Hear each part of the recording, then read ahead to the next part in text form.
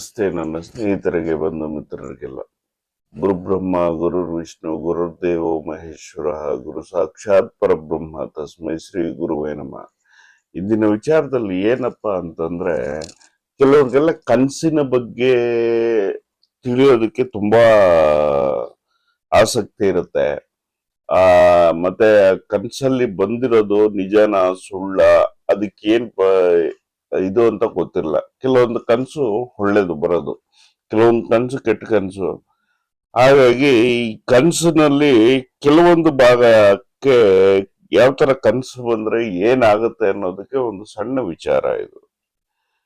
ಯಾವ ವ್ಯಕ್ತಿಗೆ ಮಂಚ ಸುಟ್ಟೋಗೋದು, ತಾನೇ ಸುಟ್ಟೋಗೋದು, ಇಲ್ಲ ತನ್ನ ವಾಹನ ಸುಟ್ಟೋಗೋದು, ಆಮೇಲೆ ತನ್ನ ವಾಹನಕ್ಕೆ ಬೆಂಕಿ ಬೀಳುವಂಥದ್ದು, ಇಂಥವೆಲ್ಲ ತಮ್ಗೆ ಕನಸಿನಲ್ಲಿ ಗೋಚರ ಆದಾಗ ಅದು ನಾವು ಕೆಟ್ಟದ್ದು ಅಂತ ಭಯ ಅಂತ ಹೇಳ್ಬಿಟ್ಟು ಅದಕ್ಕೆ ನೆಗೆಟಿವ್ ಆಗಿ ಥಿಂಕ್ ಮಾಡೋದು ನಾವು ಜಾಸ್ತಿ. ಹೀಗಾಗಿ ತಾವೆಲ್ಲ ಅದ್ರ ಬಗ್ಗೆ ಭಯ ಬೀಳೋವಂಥದ್ದು ಏನಿಲ್ಲ. ಅದು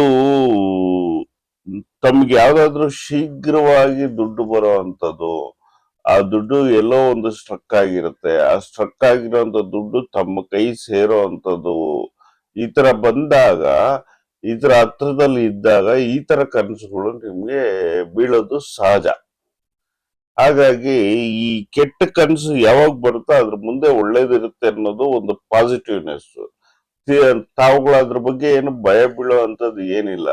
ದಯವಿಟ್ಟು ಕನಸು ಬಂದಾಗ ಕೆಟ್ಟ ಕನಸು ಹಿಂದೆ ಒಳ್ಳೆ ಕೆಲಸ ಇರುತ್ತೆ, ಒಳ್ಳೆ ಕನಸು ಹಿಂದೆ ಕೆಟ್ಟದ್ದು ಒಂದು ಆಧಾರ ಇರುತ್ತೆ ಅಂತ ಇವತ್ತು ನಾನು ಈ ವಿಚಾರದಲ್ಲಿ ತಿಳಿಸಿ ಹೇಳೋದಕ್ಕೆ ತುಂಬಾ ಇಷ್ಟಪಡ್ತೀನಿ. ಓಂ ನಮಃ ಶಿವಾಯ.